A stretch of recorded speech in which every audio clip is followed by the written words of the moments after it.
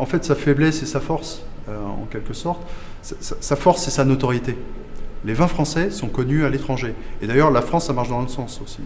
La France, si vous demandez à un Américain ou à un Chinois de lui dire ce qui lui passe par la tête si on lui dit France, il va vous répondre souvent Tour Eiffel, luxe, vin. Donc ça, c'est une force. Mais il va vous répondre vin de luxe, vin haut de gamme, vin ciselé. Un peu comme, oui, il va vous dire Louis Vuitton, Lafite. Il va citer des marques comme ça. Ce qui, du coup, peut se retourner contre les vins français, puisqu'ils vont avoir une image extrêmement haut de gamme, l'image française. Tout le monde aspire, un Chinois, les Américains aspirent à aller en France, beaucoup, à aller en France au moins une fois dans leur vie, pour leur lune de miel qu'ils n'ont jamais fait, à aller amener leur épouse à Paris. Mais ils vont le faire une fois dans leur vie. Et ça se répercute en quelque sorte sur l'image des vins français, sachant que les vins français sont comme les autres vins. Ils sont vendus pour des gens que j'appellerais de normaux aussi, en plus de connaisseurs.